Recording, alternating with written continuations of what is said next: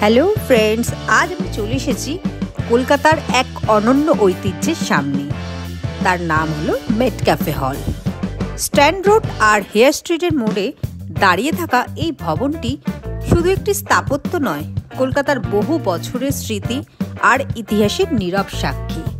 বিশাল স্তম্ভ আর স্থাপত্য দেখলে গ্রিক ইতিহাসের কথা মনে পড়ে যায়। বিশেষ করে বাইরে থেকে দেখলে মনে হয় আমরা যেন কলকাতার ভিড়ের মধ্যেই এক প্রাচীন ইউরোপীয় স্থাপত্যের সামনে দাঁড়িয়ে আছি। আর সবচেয়ে মজার বিষয় কি জানেন, স্থাপত্যের গায়ে লেগে রয়েছে এখনো ঊনবিংশ শতকের ছাপ।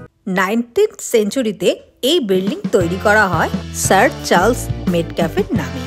একসময় এখানে ক্যালকাটা পাবলিক লাইব্রেরি ছিল।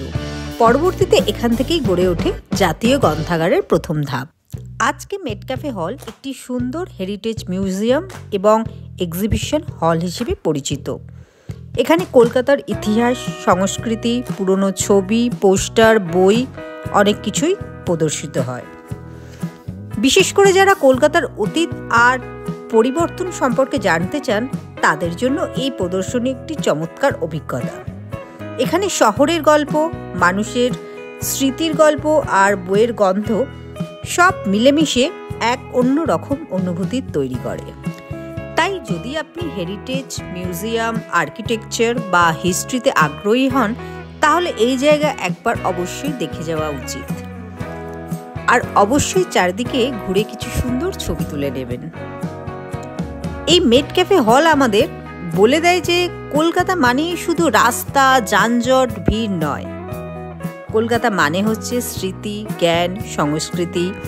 আর এইগুলোকে দেখার জন্য আপনাদের, আমাদের সবাইকেই এই ধরনের জায়গায় মাঝে মাঝে যাওয়া অবশ্যই উচিত।